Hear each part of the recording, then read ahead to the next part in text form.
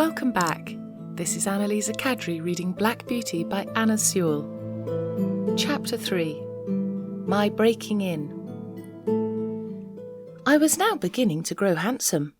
My coat had grown fine and soft and was glossy black. I had one white foot and a pretty white star on my forehead.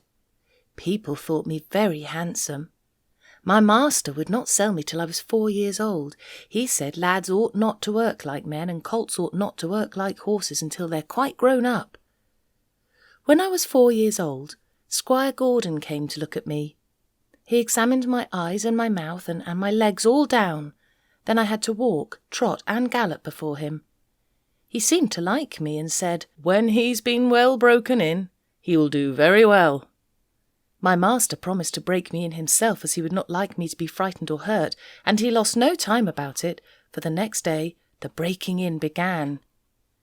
Everyone may not know what breaking in is, so I'll describe it.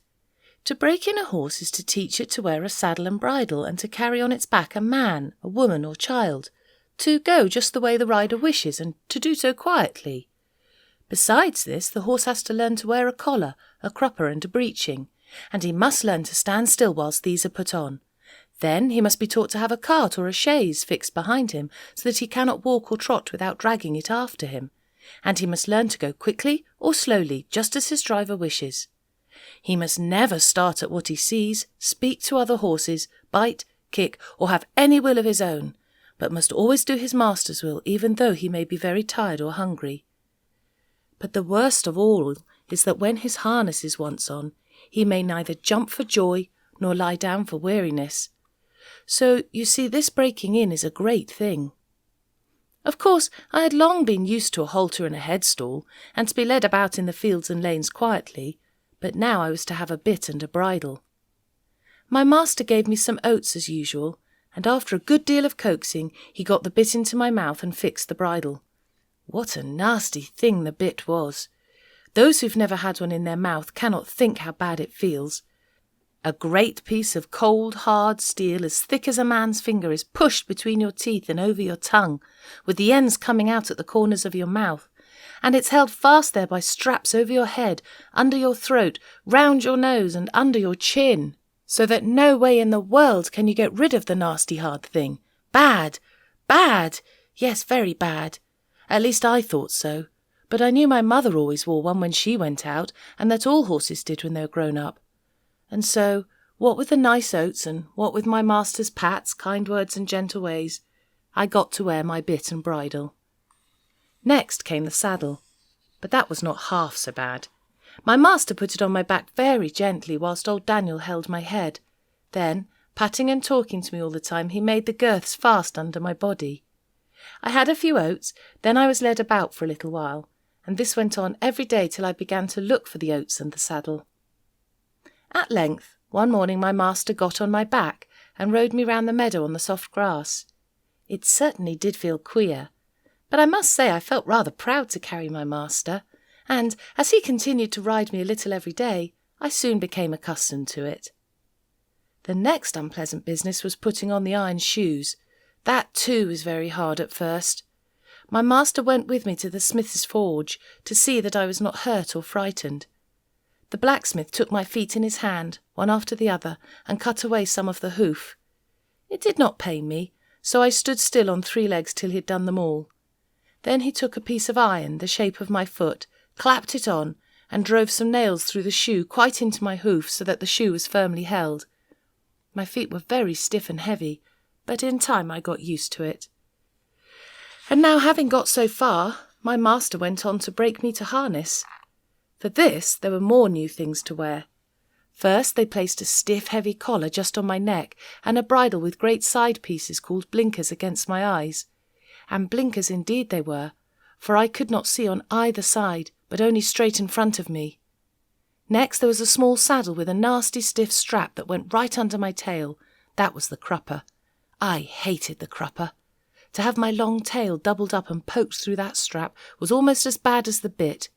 I never felt more like kicking, but of course I could not kick such a good master, and so in time I got used to everything, and could do my work as well as my mother. I must not forget to mention one part of my training which I have always considered a very great advantage. My master sent me for a fortnight to a neighbouring farmer who had a meadow which was skirted on one side by the railway. Here were some sheep and cows, and I was turned in amongst them. I shall never forget the first train that ran by. I was feeding quietly near the pales which separated the meadow from the railway, when I heard a strange sound at a distance, and before I knew whence it came, with a rush and a clatter, and a puffing out of smoke, a long black train of something flew by, and was gone almost before I could draw my breath. I turned and galloped to the farther side of the meadow as fast as I could go, and there I stood snorting with astonishment and fear. In the course of the day many other trains went by, some more slowly. These drew up at the station close by, and sometimes made an awful shriek and groan before they stopped. I thought it was very dreadful, but the cows went on eating very quietly, and hardly raised their heads as the black frightful thing came puffing and grinding past. For the first few days I could not feed at peace, but as I found that this terrible creature never came into the field nor did me any harm, I began to disregard it, and very soon I cared as little about the passing of a train as the cows and sheep did. Since then I've seen many horses much alarmed and restive at the sight or sound of a steam engine, but thanks to my good master's care, I am as fearless at railway stations as in my own stable. Now if anyone wants to break in a young horse well, that's the way to do it. My master often drove me in double harness with my mother because she was steady and could teach me how to go better than a strange horse. She told me the better I behaved, the better I should be treated, and that it was wisest always to do my best to please my master. But, said she, there are a great many kinds of men. There are good, thoughtful men, like our master, that any horse may be proud to serve. But there are bad, cruel men, who never ought to have a horse or a dog to call their own. Besides these, there are a great many men, foolish, vain, ignorant and careless, who never trouble themselves to think. These spoil more horses than anyone, just for want of sense. They don't mean it, but they do it for all that. I hope you will fall into good hands, but a horse never knows who may buy him or who may drive him. It is all a chance, but still I say, do your best wherever you are, and keep up your good name. Chapter 4. Birtwick Park. At this time I used to stand in the stable, and my coat was brushed every day till it shone like a rook's wing.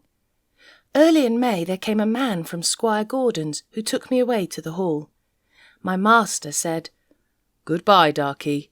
Be a good horse, and always do your best." I could not say good-bye, so I put my nose into his hand. He patted me kindly, and then I left my first home. As I lived some years with Squire Gordon, I may as well tell you something about the place.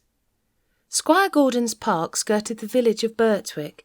It was entered by a large iron gate at which stood the first lodge, and then you trotted along on a smooth road between clumps of large old trees. Soon you passed another lodge and another gate which brought you to the house and the gardens.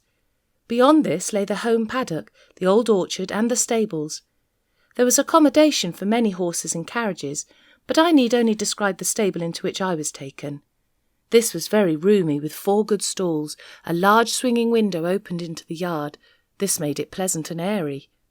The first stall was a large square one, shut in behind with a wooden gate. The others were common stalls, good stalls, but not nearly so large. My stall had a low rack for hay and a low manger for corn. It was called a loose box because the horse that was put into it was not tied up but left loose to do as he liked. It's a great thing to have a loose box. Into this fine box, clean, sweet and airy, the groom put me. I never in my life was in a better box, and the sides were not so high but that I could see through the iron rails at the top all that went on. The man gave me some very nice oats, patted me, spoke kindly, and then went away. When I'd eaten my corn I looked round. In the stall next to mine stood a fat grey little pony with a thick mane and tail, a very pretty head and a pert little nose. Putting my head up to the iron rails at the top of my box, I said, "How do you do? What's your name?" He turned round as far as his halter would allow, held up his head and said, "My name's Merrylegs. I'm very handsome. I carry the young ladies on my back, and sometimes I take our mistress out in the low chair. They think a great deal of me, and so does James. Are you going to live next door to me in the box?" "Yes," I replied. "Well then," he said, "I hope you're good-tempered. Next door to me I do not like anyone who bites." Just then a horse's head looked over from the stall beyond. The ears were laid back, and the eye looked rather ill-tempered. This tall chestnut mare with a long, handsome neck looked across to me and said, "So, it's you who's turned me out of my box. Is it not a very strange thing for a colt like you to come and turn a lady out of her own home?" "I beg your pardon," I said. "I have turned no one out. The man who brought me put me here, and I had nothing to do with it. And as to my being a colt, I am turned 4 years old, and I am a grown-up horse. I never yet had words with horse or mare, and it is my wish to live at peace." "Well," she said, "we shall see. Of course I do not want to have words with a young thing like you." I said no more. In the afternoon, when she went out, Merrylegs told me all about the mare. "The thing is this," said Merrylegs. "Ginger has a bad habit of biting and snapping. That's why she's called Ginger. When she was in the loose box, she used to snap very much. One day she bit James in the arm and made it bleed. And so Miss Flora and Miss Jessie, who are very fond of me, were afraid to come into the stable. They used to bring me nice things to eat, an apple or a carrot or a piece of bread. But after Ginger stood in that box, they dare not come, and I miss them very much. I hope if you do not bite or snap that they will now come again." I told him I never bit anything but grass, hay, and corn, and could not think what pleasure Ginger found in it. "Well, I don't think she does find pleasure in it," said Merrylegs. "It is just a bad habit. She says no one was ever kind to her, and so why should she not bite? Course, it is a very bad habit, but I am sure, if all she says be true, she must have been very ill-used before she came here. John and James do all they can to please her, and our master never uses a whip if a horse behaves himself, so I think she might be good-tempered here. You see," he said with a wise look, "I am 12 years old. I know a great deal, and I can tell you there is not a better place for a horse all round the country than this. John is the best groom that ever was. He has been here 14 years, and you never saw such a kind boy as James is. So it is all Ginger's own fault that she did not stay in that box."